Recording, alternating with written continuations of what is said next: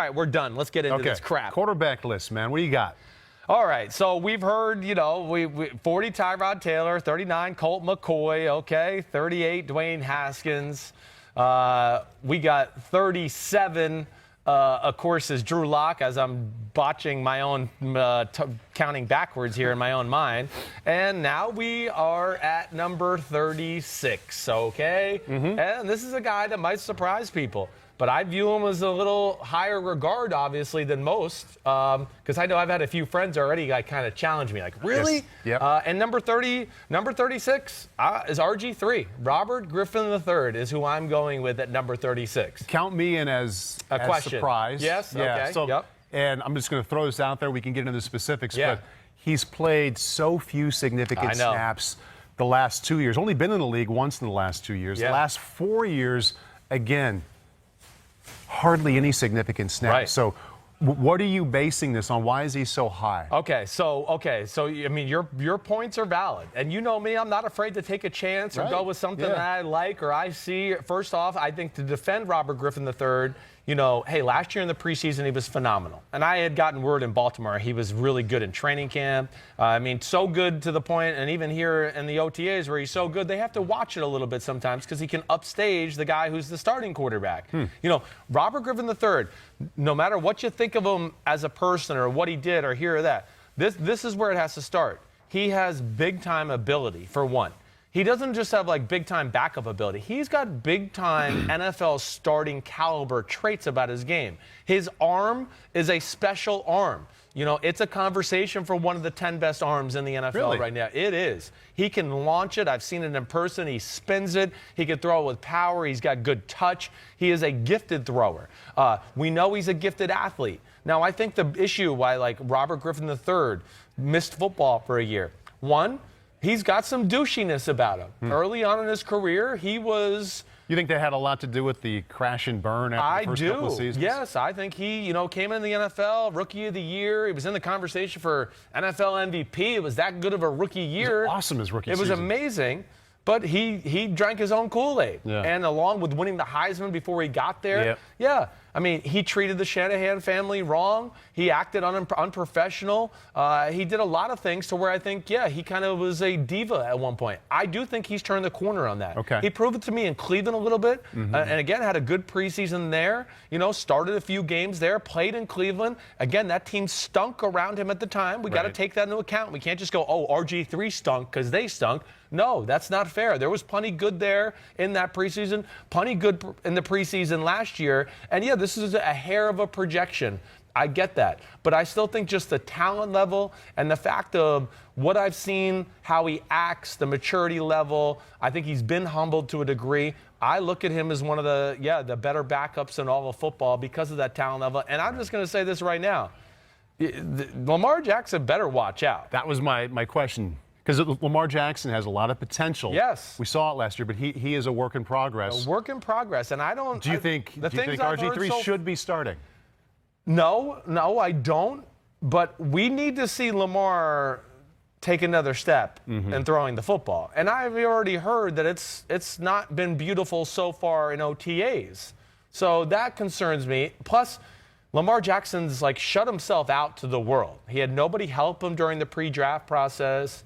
He works with some guy I've never heard of and throwing the football down in Florida in the offseason, who's supposedly his guy. And we'll see what improvements he's made. But he had a number of issues before, and he was already working with this guy. So I'm throwing the challenge flag on whoever he's working with. I'm just saying that. Right. And, Robert Griffin III might not be quite the runner Lamar Jackson is, but I do think he is a top-tier thrower, good decision maker. And if he got in and Lamar Jackson got banged up, it could set up very well for a guy like RG3. He's in the perfect spot as a backup. For a guy that wants to be a backup who's still looking to go, I should be a starting NFL quarterback somewhere. Right. That's where I look at him being in a perfect position. I'm going to rework that last question more into an interpretation. Yeah. So I asked you if RG3 should be starting instead of Lamar Jackson. You said no. Yeah. And there's a lot to believe in about Lamar Jackson, so I understand your response. Yeah.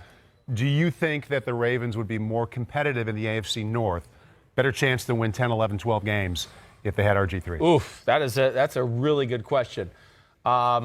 as I take it right now, I think he could be more of a pain in the butt on that football team as a starting quarterback. Yeah, I do. You know, again, it's hard to say without seeing a little bit more Lamar Jackson going forward, to see the improvements maybe he's made as far as understanding the offense, passing, all of that. But, yeah, I do worry about that. There's only so many, you know, read options and run tricks you can have in a game, like we saw with the Chargers. You know, once they got to see it the second time around, it wasn't nearly as effective. You got to keep people at bay with the passing game. I was a at little that bit. game. I mean, at some point, and it's hard for any rookie, just in the abstract. A rookie against a really good team in the playoffs, a lot of them aren't going to have a great outing.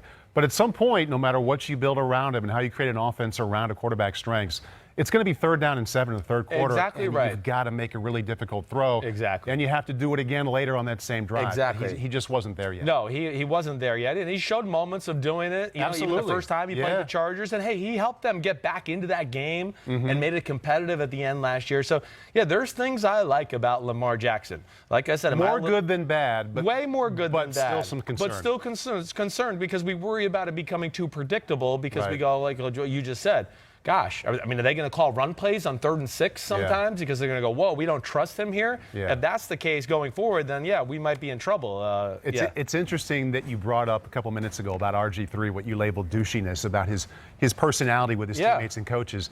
Remember back in 2012 when it was RG3 and Andrew Luck? Right. And Andrew Luck was the clear-cut favorite for a long time, but I was working on a show called Path to the Draft back then. I used to watch it. So we're knee-deep in the draft for 7-8 hours a day, meaning, you know, what should we talk about today? It's April 2nd. The draft isn't for a while away. We've covered all this. So as we were digging, there were some people who were willing to say, not on the record, but you know what? His teammates at Baylor didn't really like it. No. And I remember as the host being like, I don't know if we want to bring that in. I don't know if that's true.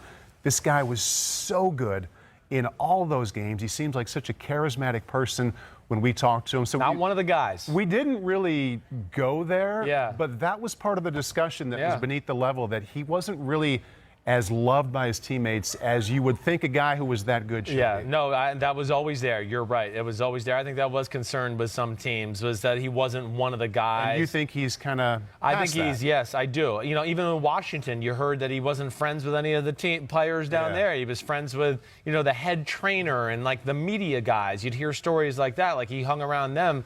You know, I'd have players tell me, like, yeah, he's not friends with anybody that plays. His friends are, like, people in the organization, though. So, yeah, that's a little odd. You don't see that very much. And, hey, I'm not sitting here saying you got to be best friends with the locker room, but you got to be accessible to a degree. Guys got to be comfortable. I'll echo something Antonio Brown said about Derek Carr the other day. The relationship's important because you're going to go through all these ups and downs of a season and a game, and you just want to feel comfortable with the human you're next to and go, man, I know what this guy's about. You know, this Paul Burmeister's tough. I've seen him work hard.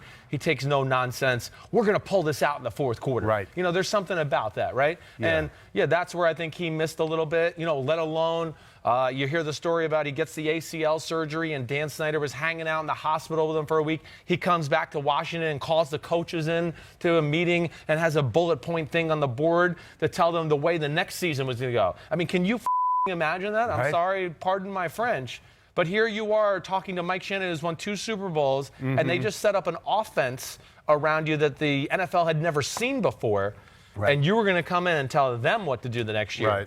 And that's part of the douchiness of what I'm talking about, and I think he has turned the corner on that. In any professional sport, and I don't enjoy seeing this with the quarterbacks, is I always feel a special empathy for them. I'm sure you do even more because you made it at a much higher level, but it's amazing what some failure and some injuries and humility will do for a guy. When hey, this was a failure. You can point to coaches, teammates, GM, whatever, but this situation failed, and that was a big part of it.